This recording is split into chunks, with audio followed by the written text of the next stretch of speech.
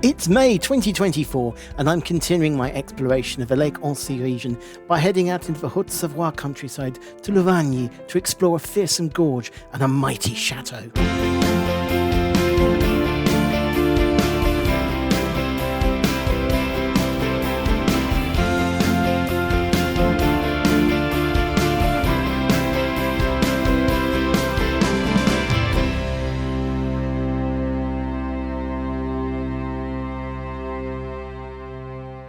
I've been visiting Annecy in eastern France, a French city with a very Swiss feel, in part due to over 700 years of Savoy influence and its alpine location.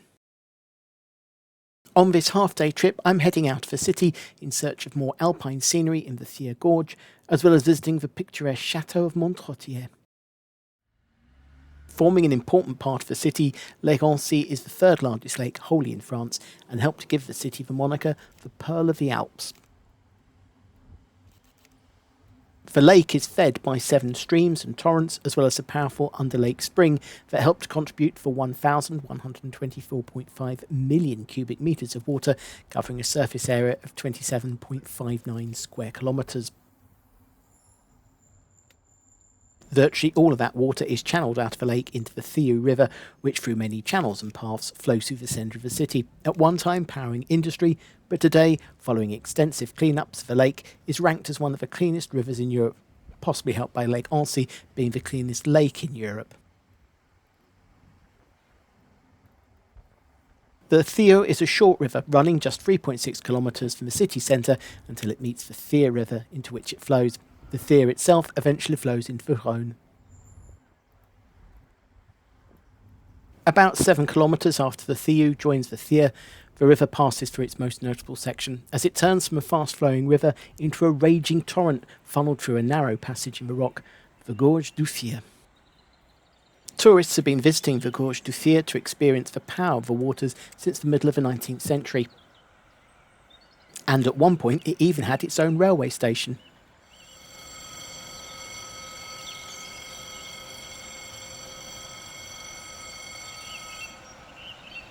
Today, the only access is via tour bus or private car.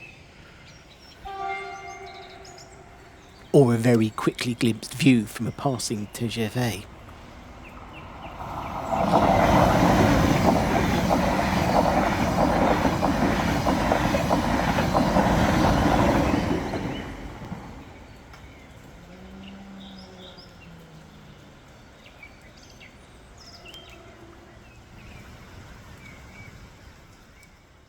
In 1869, Annecy architect Marius Verlaine saw the potential of the gorge as a tourist attraction and affixed a narrow footbridge to the side of the walls of the gorge about 25 metres above the regular level of the water.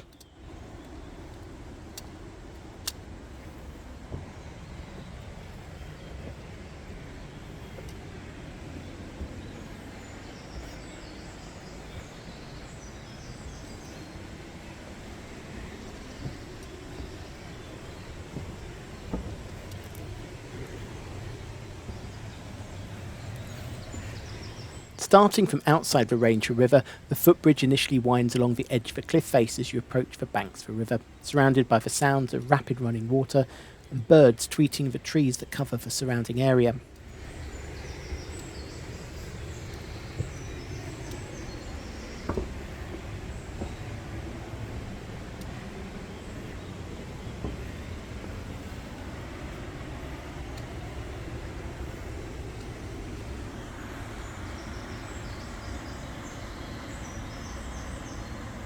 The first view of the water is just before you turn into the gorge itself, as you see the relatively wide river narrow through a series of waterfalls and rapids into the fast-flowing torrent that's pouring through the rock beneath you.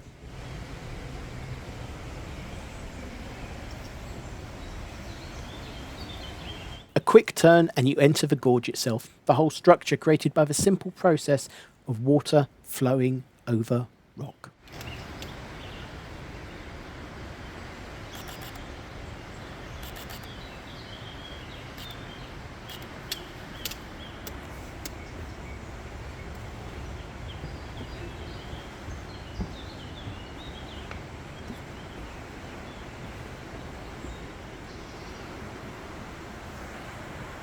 The gorge was formed by meltwater from glaciers, the same waters that helped to form Lake Annecy.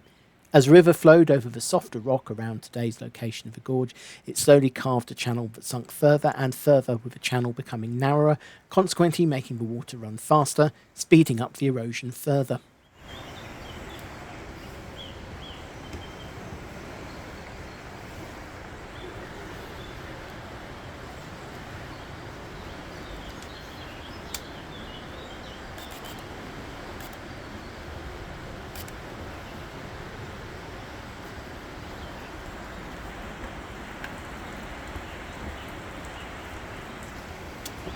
It's estimated that it took somewhere between 30,000 and 40,000 years for the waters to create the gorge that exists today, running around 500 metres through the rock.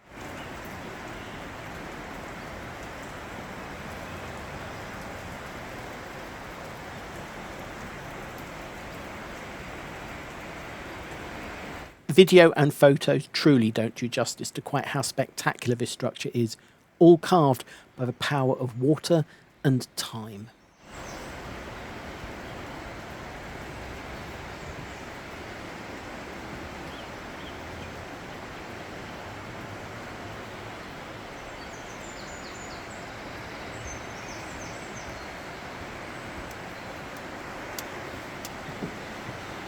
Along the way you can see where the water has carved out the rock unevenly, creating small caverns and caves, whilst further up the walls of the rock are slowly being reclaimed by the foliage of trees and bushes on top of the cliffs.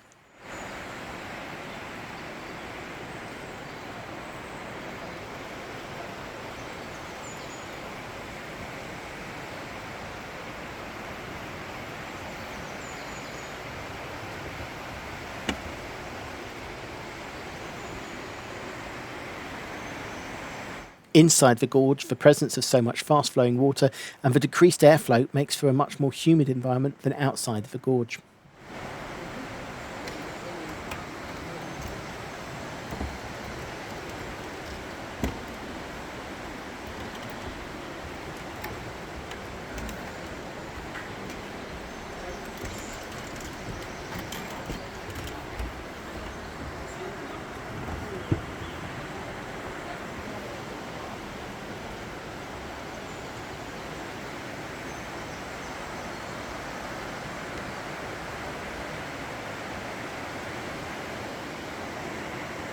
Halfway along the route, there's a marker that shows the height the water has reached during flooding episodes in the gorge, and it makes for scary reading, with a number of floods over the years coming up many, many metres above the level of the footbridge.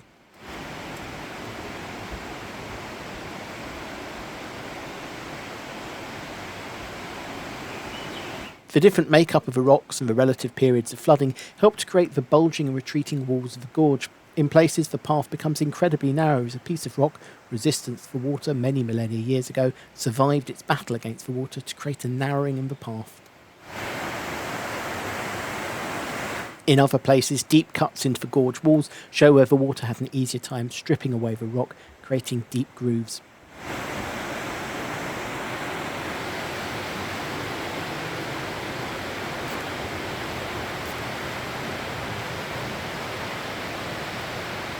There are also locations where deep potholes were formed in the past, areas where the water would have been particularly turbulent, whirling trapped rocks and gravel around, carving out a deep depression in the river base, only for the water to eat further down and the side of the hole now left high up on the rock.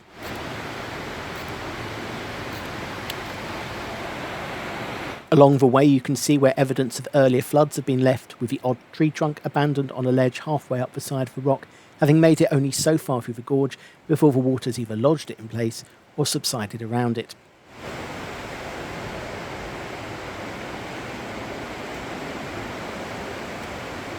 Towards the end of the gorge, and with an accompanying seat where you can sit and take in its sheer size, is a giant pothole, a giant's kettle.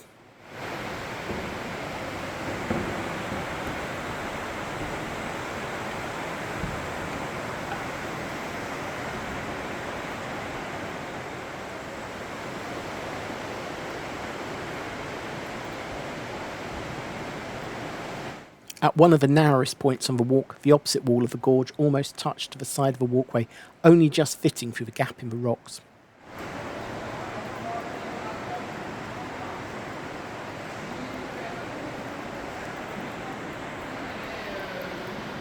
Designed to blend into the rock of the gorge, the railway bridge soars high above, giving passing train passengers a millisecond glimpse of this incredible natural structure.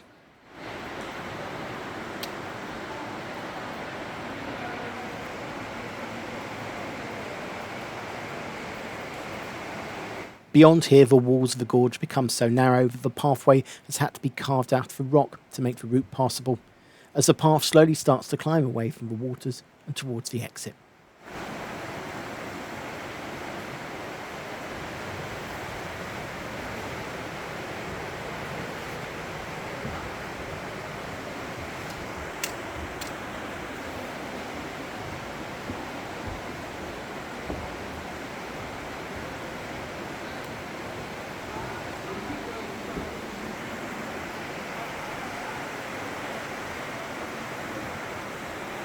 Just beyond the point where the footpath has to climb up the side of the gorge as it becomes too narrow, is more evidence of the power of the water, with a large literal logjam of tree trunks and limbs suspended 30 to 40 metres above today's level of the water.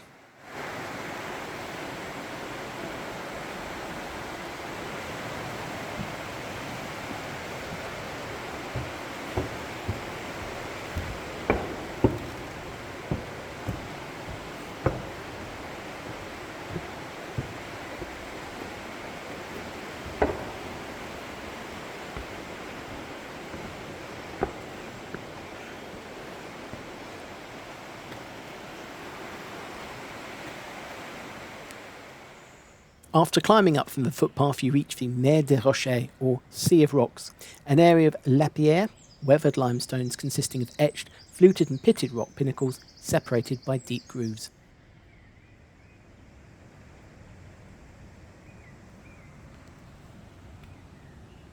Beneath the Mer des Rochers, the Fier continues to eat away at the rock. Rather than a single carved channel, the river splits into a labyrinth of channels and paths through the rock, continuing to carve its way deeper below the rock.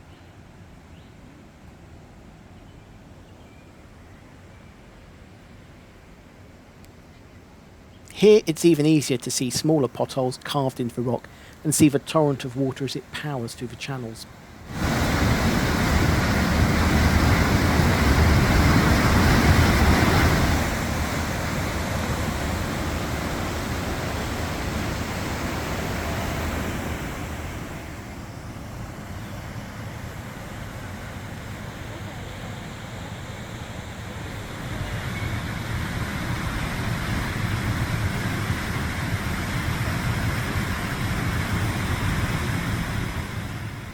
And then, as if none of that ever happened, the river exits the gorge and returns to a calm, gentle meander.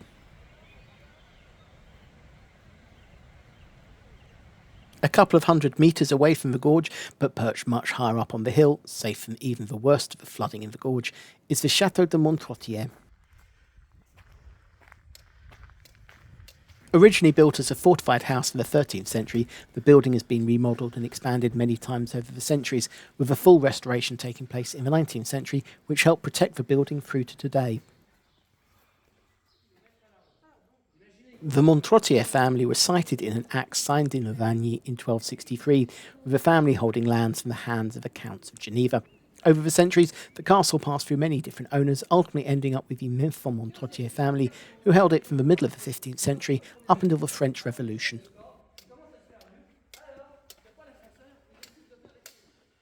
In the century following the Revolution, the castle passed through various hands before being purchased in 1876 by Victor Frère-Jean, an ironmaster and president of the Lyon Chamber of Commerce.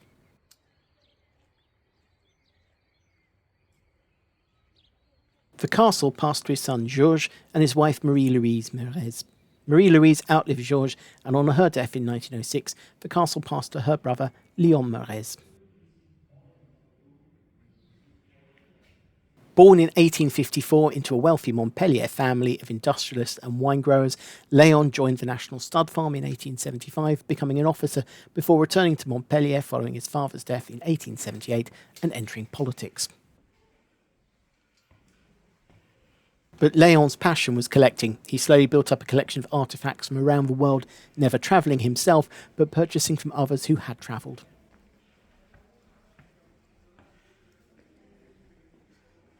After having work carried out to make life in the castle more comfortable, installing water, electricity and heating systems, a staff building and a pool, he moved into the castle, bringing his collections with him and merging them with collections inherited from the Freujon family.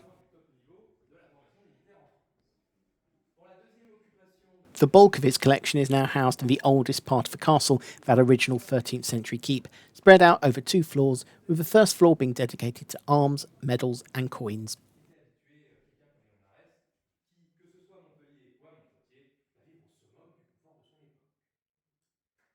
On the upper floor is a more eclectic collection of items arranged by region, including a display case of religious and practical items from the Orient,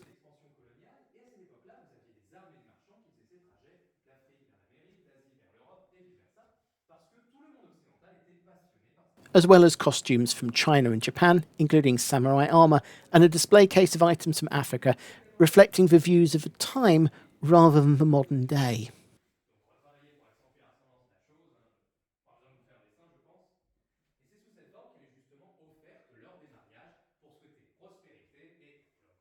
In 1909, he became a member of the Académie Florémontaine in Annecy.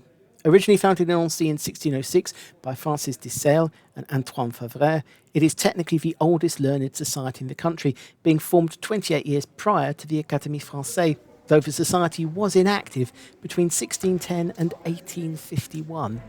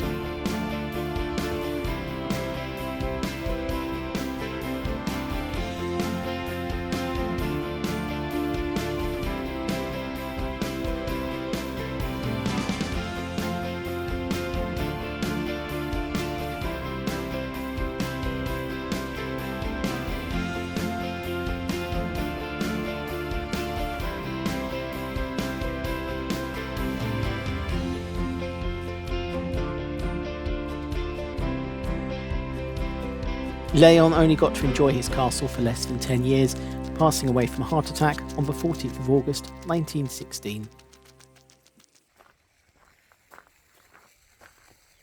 In his will, he bequeathed his estate, castle and collections to the Académie Florémontaine under 3 conditions.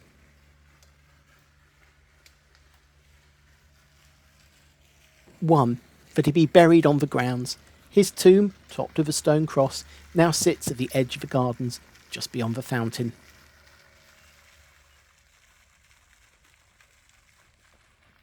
2. That a mass should be celebrated in his name each year.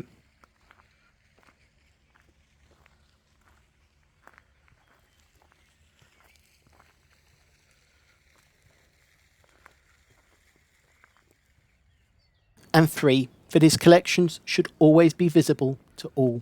To that end, the Académie Florémontaine still own and operate the castle, keeping it open to the public to explore the building, its grounds, and more importantly, the collection of Léon Mérez.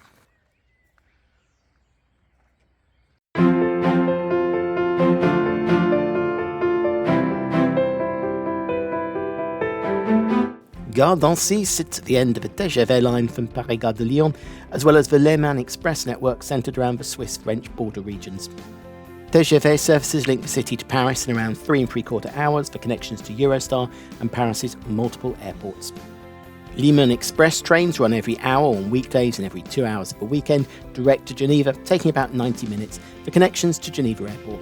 Some out-bus service 272 buses run through direct from Annecy to Geneva Airport, taking around 80 minutes to make the journey. Geneva Airport is a major hub for both Switzerland and southeastern France, a base for EasyJet and Swiss International Airlines with links across Europe, North Africa, the Middle East and North America.